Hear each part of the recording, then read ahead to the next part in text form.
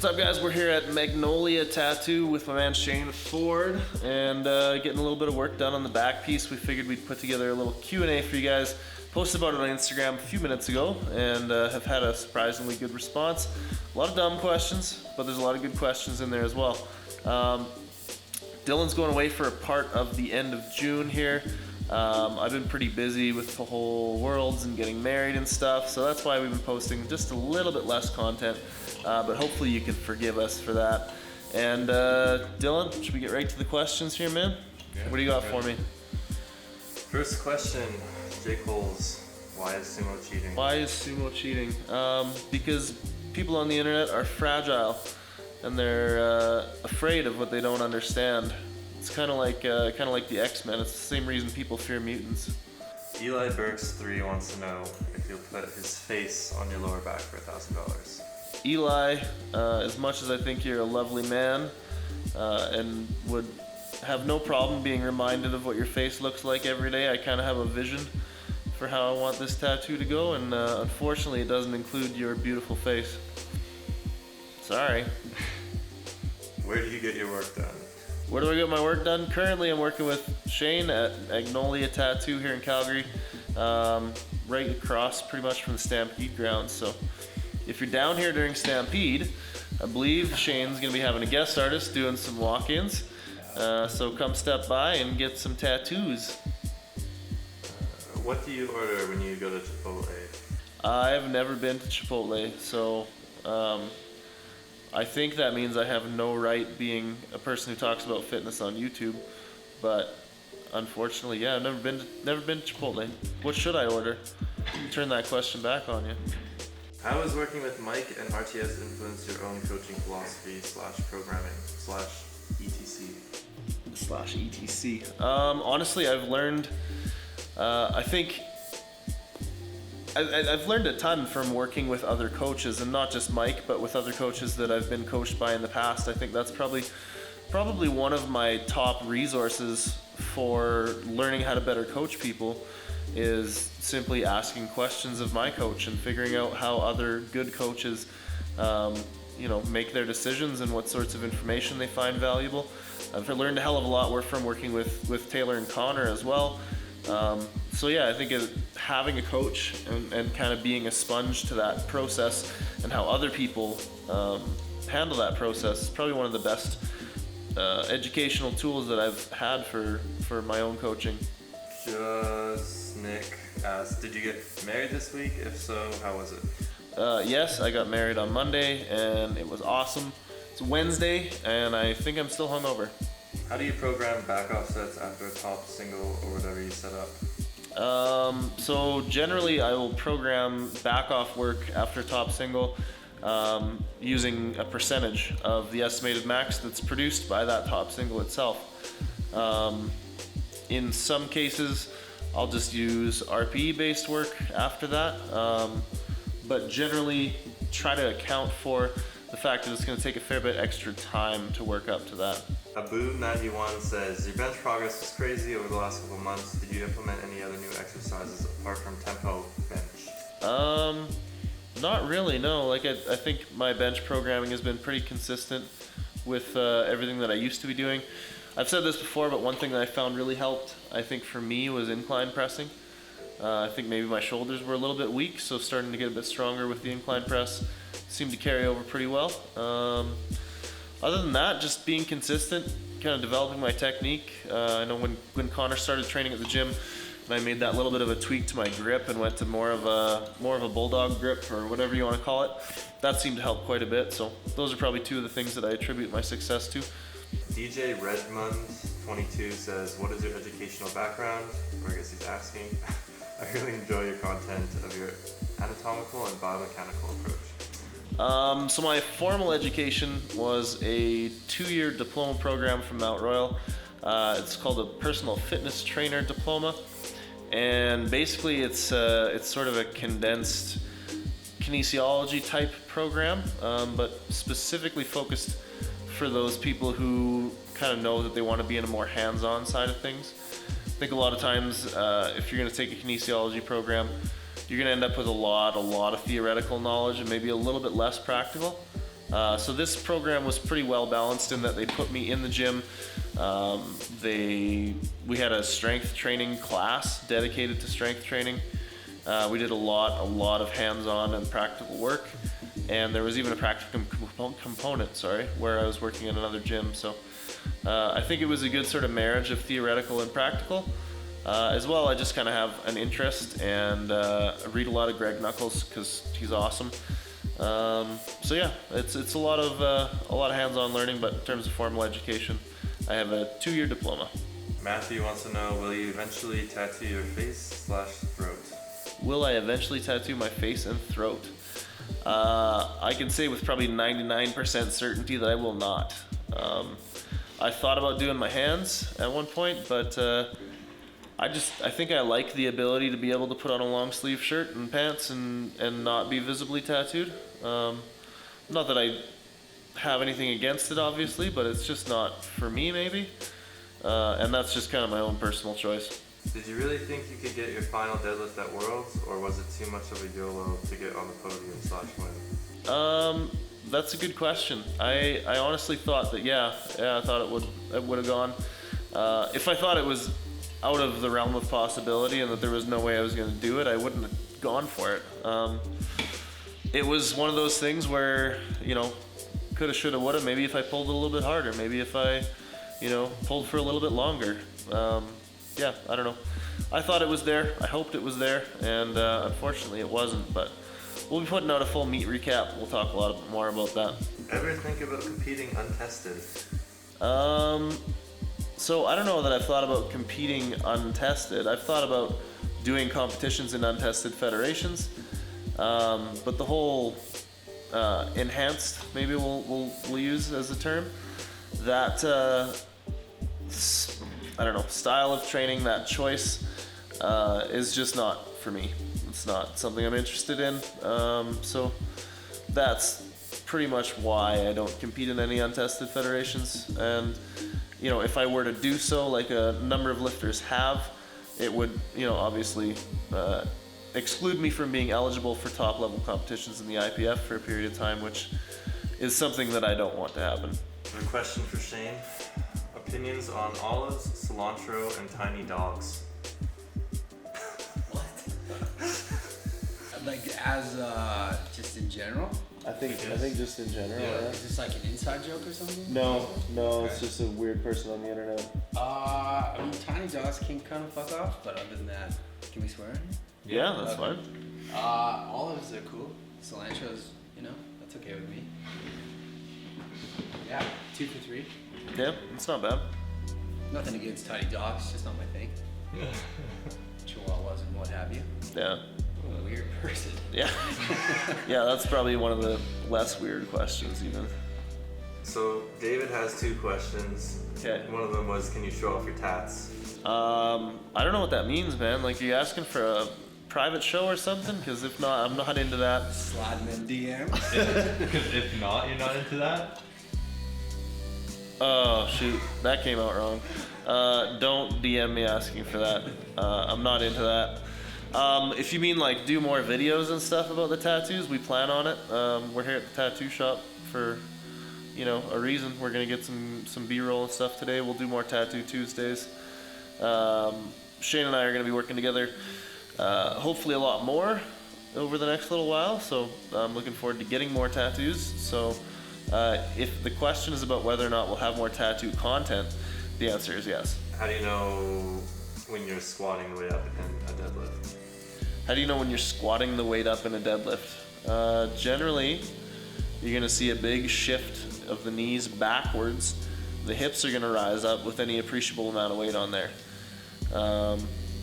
Also, if you see the knees too far forward, if you see a really sort of small, big angle between the toes and the shins. If the shins are pointed really far forward and really far from being vertical, then that's usually a good sign. Or sorry, not a good sign, but that's a good sign that you're squatting it up. Double T and bench press asks, how long do you sit on a design/concept for a tattoo before getting it done? It really depends. It depends on the piece. I've decided on tattoos the day of, and I've decided on tattoos years ahead of time.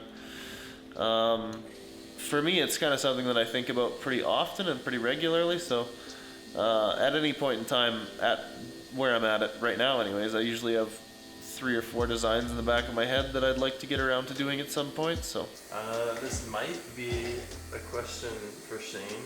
Any cool tattoo artists in Toronto? I want to get a shoulder piece done. I don't know anybody off the top of my head, so I'll let Shane take that one. I know a few people from Montreal, but not necessarily Toronto. I don't really go out there too much. There's like the Chronic Ink dudes are really good. They do like kind of fun like Japanese stuff. I don't know them personally, but they do good tattoos. Chronic Ink. There you go. Nigel asks, why are you Natty royalty? Nigel Whitford? Yep. From the gym? Why am I Natty royalty? Probably because you started calling me that, Nigel. I can't think of any other reason, to be honest. Heaviest band you listen to? Heaviest band? Yeah. I mean, you gotta get into the definition of what is heavy, but one of my favorite, like, super aggressive kind of grindcore bands I've been listening to lately is a band called End. They put out a really good album. I can't remember the name of it right now, but their most recent album is really, really good. Also, Full of Hell's most recent album is pretty dope. Not really into the whole, like, I don't know, Suicide Silence type stuff, but I do like some of the more, I don't know, hardcore influenced grindcore stuff. Dilorama asks, how do you feel about block pulls for sumo, and do you need more beer? How do I feel about block pulls for sumo? I don't really see a whole lot of utility for them, honestly. I mean, I guess there's always context and there's always circumstances where things are going to be useful, but for your average trainee who doesn't have any limitations in terms of injury or anything like that, I don't really see much use in sumo block pulls. And yes, I always need more beer. But don't feel obligated to send me more, because that was a super stand-up awesome thing. And you don't have to keep sending me beer. But I also won't send it back. I will drink it. So. I was gonna say, one person's asking you to play Fortnite with Omar and Silent Mike. Okay. I'll talk to that. I'll speak on that. Honestly, I understand that a lot of people, especially in the fitness community, seem to be making that jump to doing Twitch streaming and stuff. First off, I don't play Fortnite. I haven't played Fortnite. I'm not a big I don't even know if it's an FPS or a third-person shooter. I'm not a big shooter guy. And I also, when I play video games, it's usually to relax and not be in work mode. And I feel like, as much as it seems like fun, oh yeah, I'm gonna Twitch stream video games and make money playing games, and just it's gonna be a big joke. There's an element where I think you'd get to that point and it'd cross over, and the next thing you do, the next thing you know, your video game time, which is usually just relaxation and nothing else, has become work, which is something I don't really want to happen. Yapsor is asking, which character on Seinfeld has the greatest potential in powerlifting? Which character on Seinfeld has the greatest potential in powerlifting? I actually saw this one earlier, and Shane and I talked a little bit about it. I said Newman, and Shane mentioned that he had those postman's thighs. Yep. Staircases, man. Staircases, exactly. I feel like Newman's more of a bench-only guy. Kramer's got probably some good leverages if he fills out a little bit. And who knows, Elaine might be pretty jacked. She was always wearing those kind of bigger clothes. It was hard to tell what she had going on there, but she might have been pretty jacked. Might have been a good lifter, who knows. If you have to give a ballpark estimate, what do you think your maximum strength potential is? If I had to give a ballpark estimate, what do I think my maximum strength potential is? I don't know. Hopefully someday I can pull 900 pounds. I'd like to bench 450 or more. and I'd like to get my squat back up over 700 pounds raw. So I don't know, 750, 460, 920. Favorite food? Favorite food, period? That's tough. Maybe pizza? I don't know. Freezies? Sushi? Freezies? Freezies are delicious, man. As your favorite food? I don't know. This is like, let's say something. I'm trying to come up with something unique. I feel You have to like eat, everybody like- says pizza. Like one thing for the rest of your life. Eat one thing for the rest of my life. Is it like Okay. desert island, one food? Alright. Eat kind of thing? Freezies? For the No, rest- I would want New York strip loin steak. Dry brined and barbecue. Sorry, dry brined and pan fried in butter. How'd you get so fucking sick? How'd I get so fucking sick? Well, every morning I wake up, I got the Monster Energy logo drawn on my roof, put on my Pit Viper sunglasses, kickstart my motorbike, or my dirt bike, hit some jumps on the way to the gym, and the rest pretty much takes care of itself. I think this one's good. What are your equipped powerlifting goals? Equipped powerlifting goals. I think I probably wanted to talk about this in a separate video, and I probably still will, but I'd like to do some sort of warm-up meets over the next year and a half, and the big plan would be to take a shot at a podium spot in Norway in 2020, and get onto the World Games team for Canada in 2021 in Alabama. That's a real big one that's in the back of my mind, and probably I think where the majority of my focus and training will go over the next 2 years. This one's for Shane. Why does a chicken cross the road? Donald Trump. Is that a good answer? Yeah, Does that sure. work? Can you elaborate a bit more? Well, I feel like it was his fault somehow. Like, Okay. Does that make sense? Yeah. So he was getting away from Trump, maybe? Yeah. Something Alright. to do with that. Alright. Something along those lines. When will we achieve nuclear fusion? I think Shane would know that one too. I feel like maybe we already have. They're just kind of keeping it on the down low, you know? There you go. Like Russia. What are those guys up to? Yeah. Russia probably already has. For sure. You heard it here first. How do we solve world peace? World peace? How do we solve it? I feel like that's not an issue we Yeah, have. How do we get rid of it? World peace. Yeah. We don't want to solve it. We want it to stick around. We could just say Donald Trump again. Yeah, that works. And nuclear fusion. Those two things together. It all ties together here. And how does one choose an artist for our first tattoo? How does someone choose an artist for a tattoo? That's a great question. Personally, I think you look at a whole bunch of their art, and if you like their style, and you like a bunch of stuff that they do, then there you go. It's probably a lot easier to choose an artist if you have something that you want done, and you have like a piece of flash or a drawing or a Pinterest or whatever. But for larger custom pieces, I think you just look at their portfolio and decide if that style vibes with you. Then go meet them and find out if you mesh personally. I haven't had this experience, but I can imagine if you end up committing to a very long tattoo and a whole lot of hours spent with somebody and you don't get along, and that can probably be pretty awkward. But again, who knows, might be worth it. So yeah, that's probably my process. Shane, what would you say about that? Yeah. Like, how would you? I mean, you've obviously a long ways from your first tattoo, but Yeah, I mean, I wouldn't really get tattooed by anybody you don't really think you have to. Like, there's a lot of people out there doing a lot of different kinds of styles. So, I don't know. Maybe just go with something in mind, like you said, and see if they can kind of adapt it to something that you want to get. Yeah, do your research for sure. Instagram is good for that. exactly. At ShaneAG4.com. That's how you find your new tattoo artist. Yeah, pretty much is there specifically, I think.